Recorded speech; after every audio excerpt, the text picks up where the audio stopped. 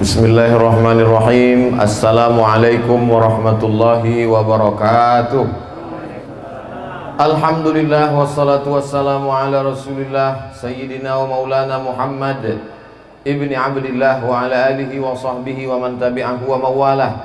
Yang sama-sama kita hormati Bapak Bupati Kabupaten Pelalawan, Bapak Haji Haris beserta Ibu dan seluruh keluarga beserta rombongan, Bapak Ketua DPRD, Bapak Kapolsek, Bapak Babinsa, tokoh masyarakat, Pak Zul, alim ulama, cerdik pandai, nenek mama, tokoh masyarakat tak dapat saya sebutkan satu persatu. Yang besar tak dihimbau gelar, yang kecil tak dapat disebut nama. Insya Allah kita semua dimuliakan Allah Subhanahu wa Ta'ala. Amin ya Rabbal Alamin. Sepanjang umur saya, selama menyampaikan tausiah, melihat orang berziarah ramai-ramai ini rasanya cuma di 3 tempat saja, di Ma'la, di Baki, sama di Langgam.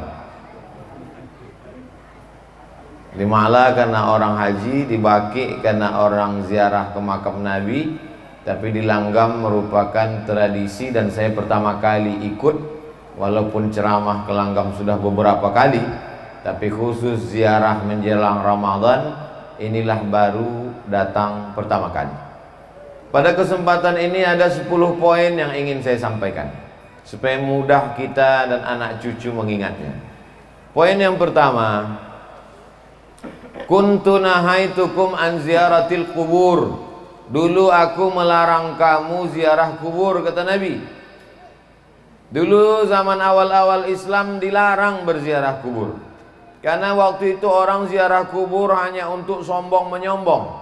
Hai fulan bin fulan yang perang tak pernah luka. Hai fulan bin fulan yang kaya raya. Hai fulan yang fulan banyak harta, banyak kuasa.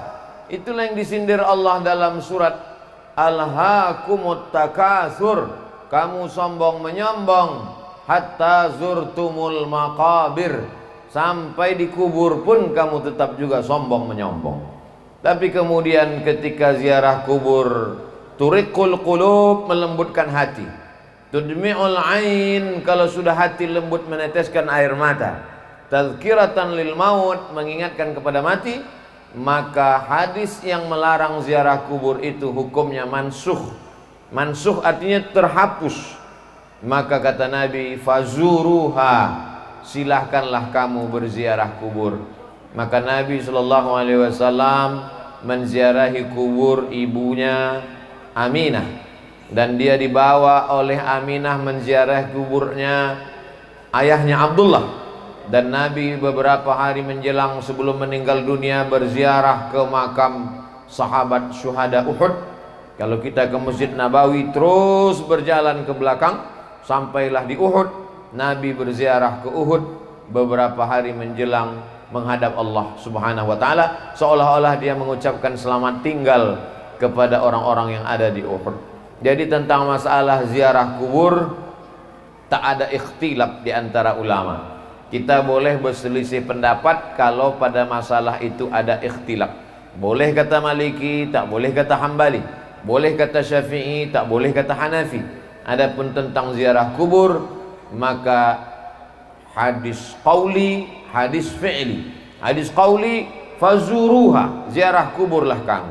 Hadis fi'li, perbuatan Nabi Muhammad SAW.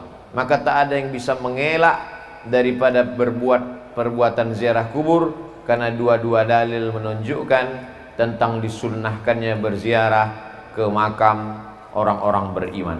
Ini poin yang pertama. Poin yang kedua, Nabi SAW tidak menyebutkan waktu tertentu, tak menyebutkan batas tertentu. Maka ini pernah ditanyakan kepada ulama Al-Azhar namanya Syekh Atiyah Saqar.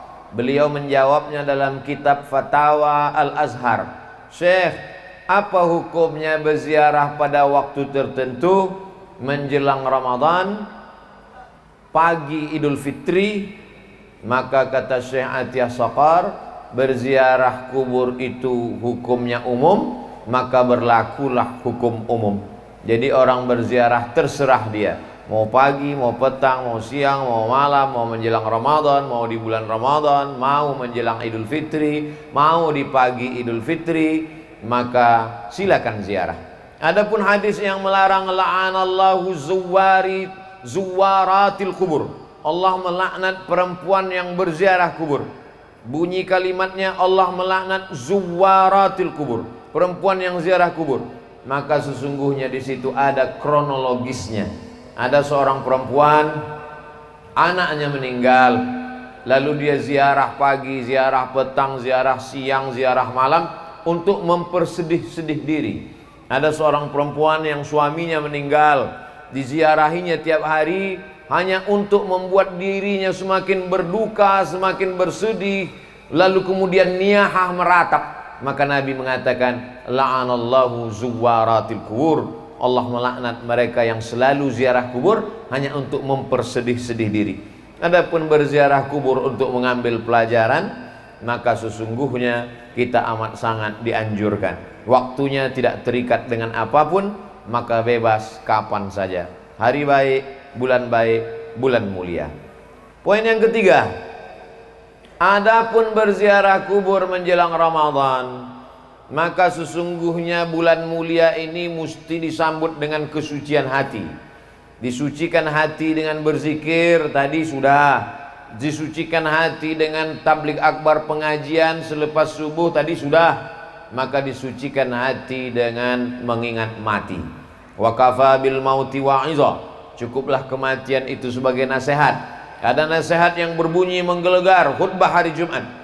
Ada nasihat yang disampaikan alim ulama dalam bentuk nasihat. Ada nasihat yang tak berbunyi, yang tak bersuara.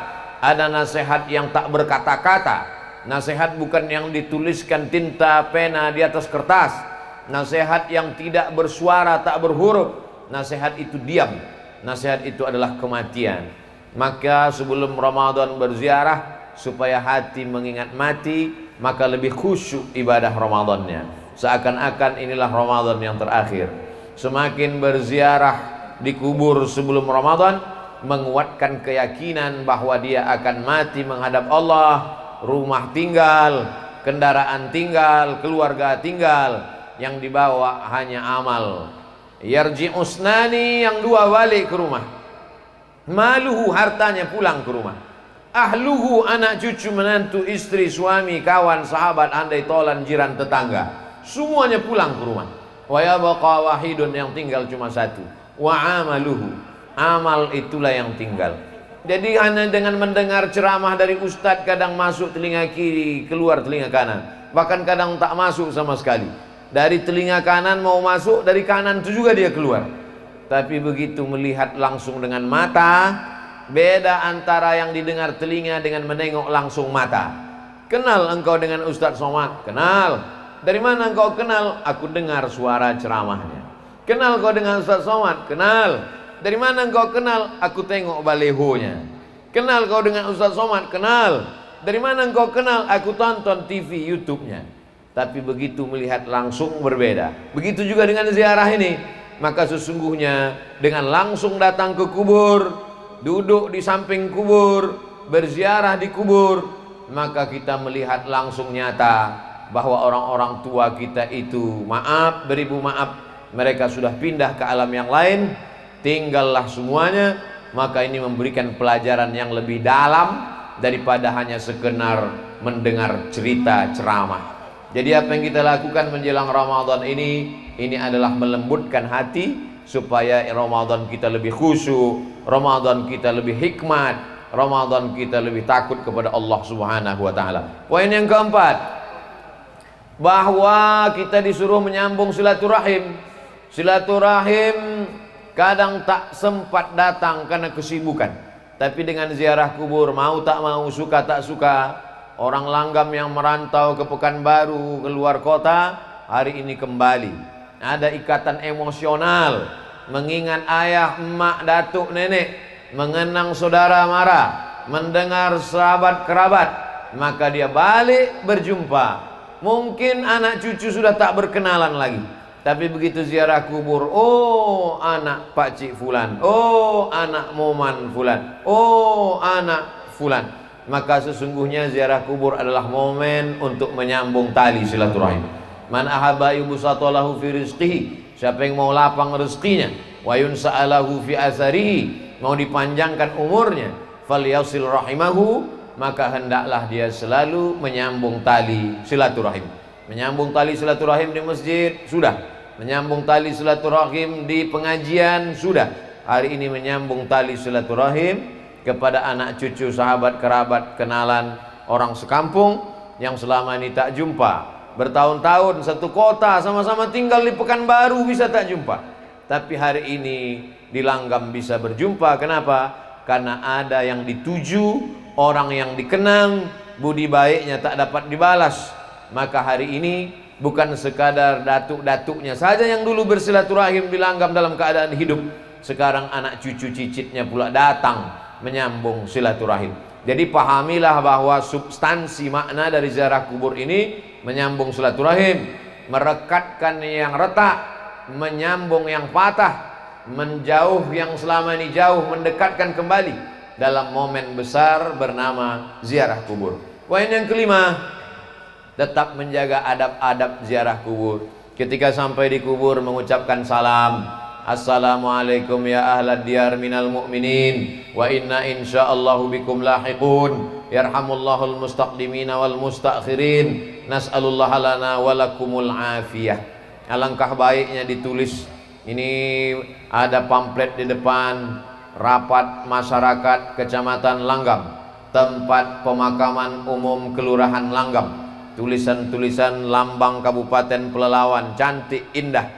Cuma saya khawatir anak cucu kita tak tahu doa salam ke kubur. Cantik kalau kita tambah tulisan Assalamualaikum ya ahlad diyar minal mu'minin wa inna insyaallahu bikum lahiqun yarhamullahul mustaqdimina wal mustakhirin nas'alullaha lana walakumul afiyah. Rupanya tak ditulis karena orang Langgam sudah hafal semuanya. Ustaz Somad aja yang merasa tak hafal karena sesuatu yang dibuat anak cucu cicit melihat, mereka ambil gambar, mereka share ke kawan sahabat, menjadi amal jariah. Man sanna fil islami sunnatan hasanatan, siapa yang membuat tradisi yang baik, falahu ajruha, dia dapat pahalanya, wa ajru man amila biha, anak cucu cicit yang melakukannya mengalir pahalanya. Siapalah agaknya orang Langgam yang punya ide dulu di awal-awal, dimulai pagi mandi bersih-bersih belimau di tepi sungai, selepas itu mengajak sahabat, kerabat, tetangga berziarah, dilanjutkan anaknya, dilanjutkan cucunya, meninggal dia, mengalir pahalanya karena tradisi yang baik-baik. Siapa pula lah agaknya yang mengajarkan anak cucu tradisi tak baik? Setiap hari lahirnya diundangnya keyboard tunggal, mabuk-mabuk sampai tengah malam, dilanjutkan anak cucunya, mengalir jugalah dosa jariahnya. Maka yang baik-baik mengalir menjadi kebaikan, yang tak baik pun akan mengalir juga. Maka sebelum kita melakukan sesuatu, pikir baik-baik, karena dia akan mengalir sesudah kita mati. Alhamdulillah, hari ini kita sedang melihat bagaimana datuk nenek, orang tua kita dulu membuat sesuatu yang baik, mengalir sampai hari ini. Poin yang keenam, li ayyajlisa ahadukum ala jamratin minan nar, kamu duduk di atas batu dari api neraka, fatuhriqu thiyabahu, duduk di atas batu dari api neraka, apinya membakar baju sampai tembus ke daging, ke tulang, khairun, lebih baik, min an yajlisa ala qabrin, daripada melangkahi kubur. Duduk memijak, maka tetap kita jaga, kita tetap berada di tepi, samping kiri, samping kanan, bagian kepala, bagian kaki.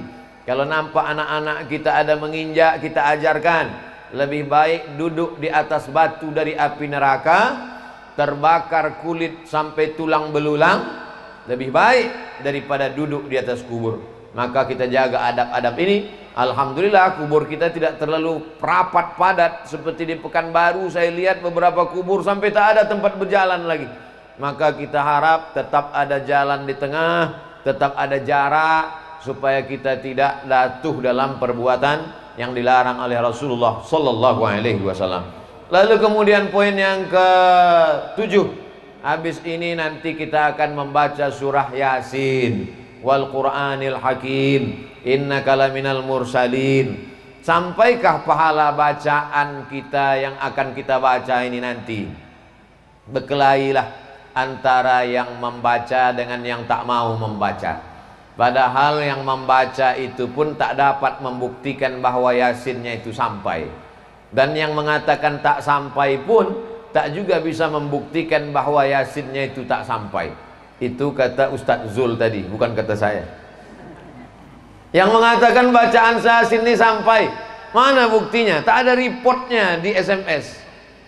Yang mengatakan tak sampai pun tak juga bisa membuktikan. Lalu kita bertengkar masalah apa? Dalil. Apa dalil imam yang mengatakan sampai? Kata yang mengatakan sampai, Nabi ziarah kubur, diambilnya pelepah korma, ditusukkannya ke makam. Sahabat bertanya, kenapa kau tusukkan pelepah korma ini ya Rasulullah? Kata Nabi, la'allallah an yukhaffifa azabahuma ma lam yaibasa.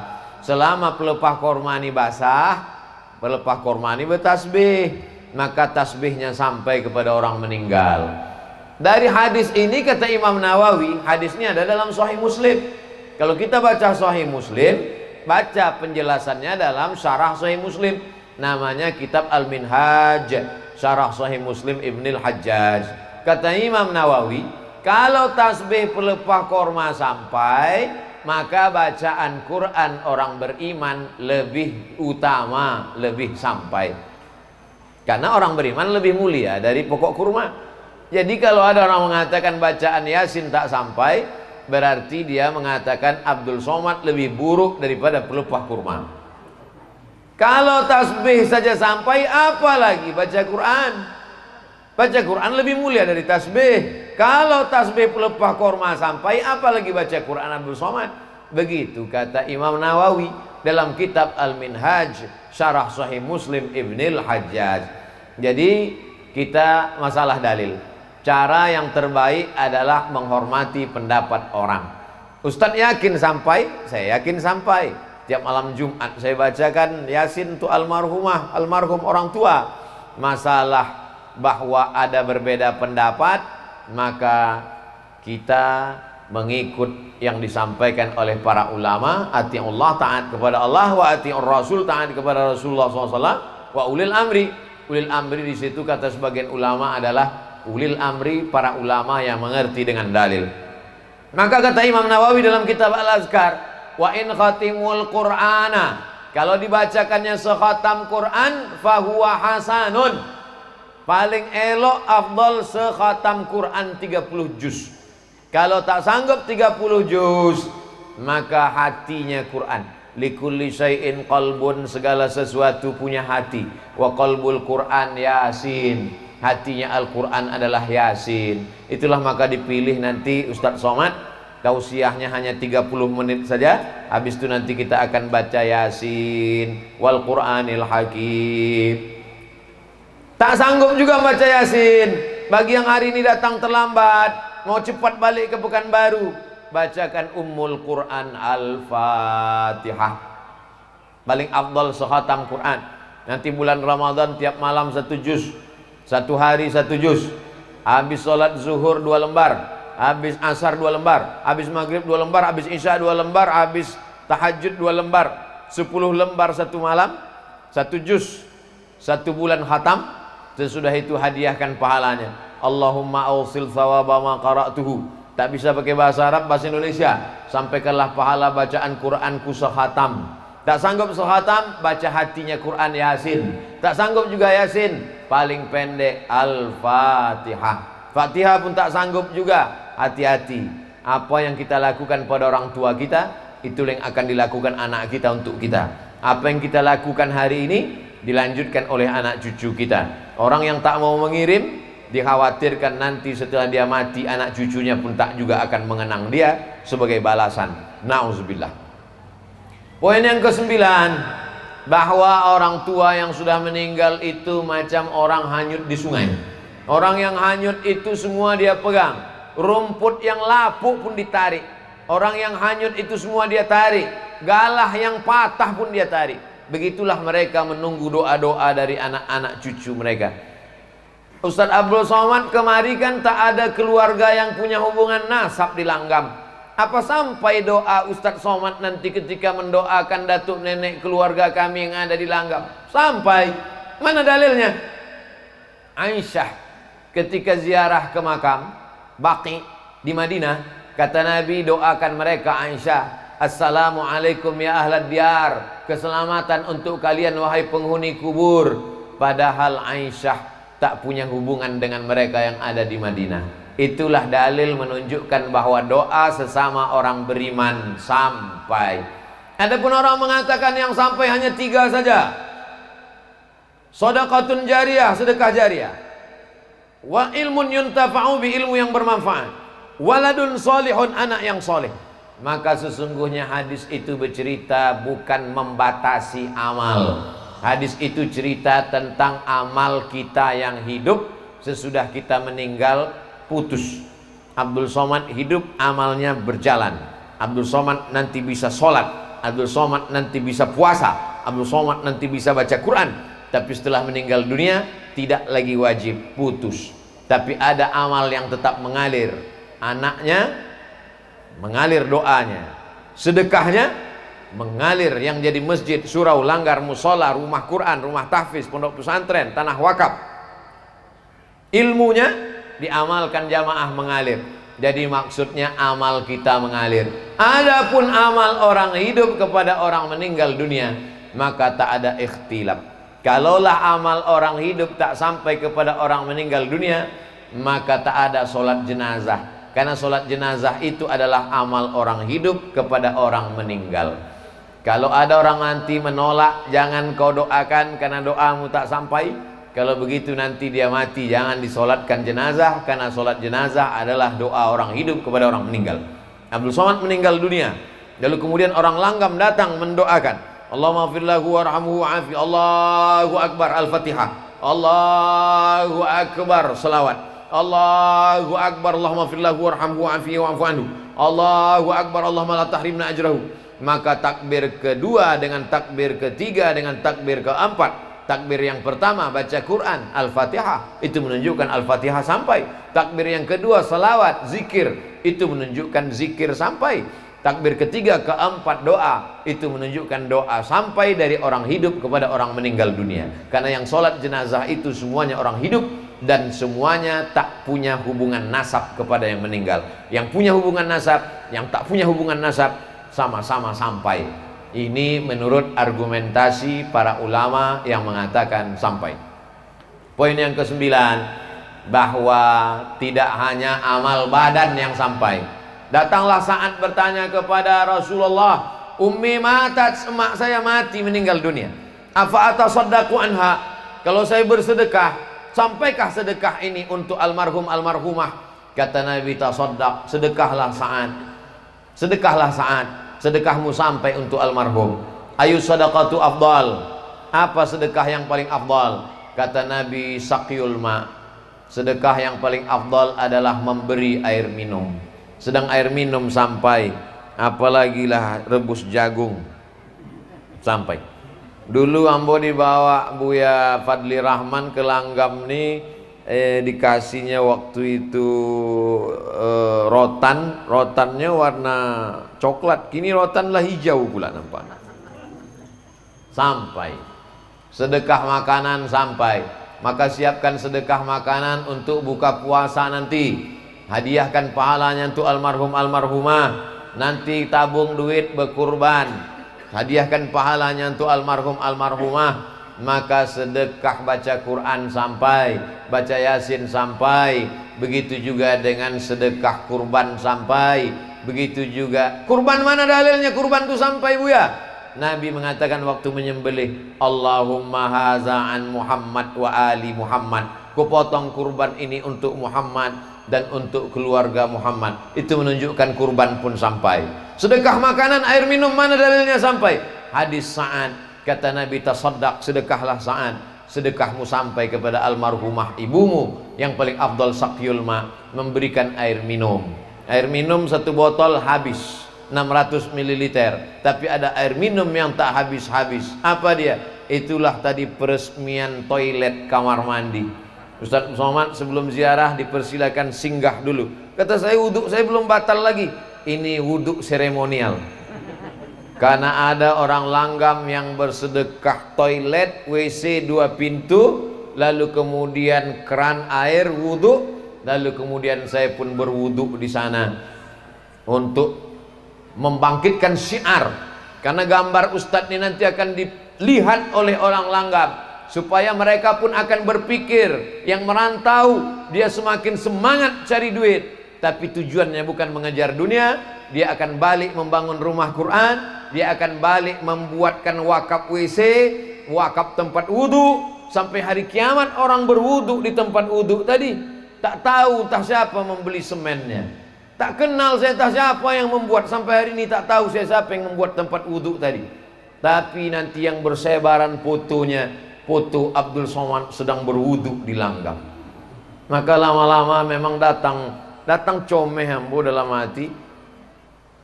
Abdul Somad tanda tangan masjid secara seremonial, wudhu secara seremonial. Ambo khawatir nanti kata malaikat, Abdul Somad silakan masuk ke surga secara seremonial gitu.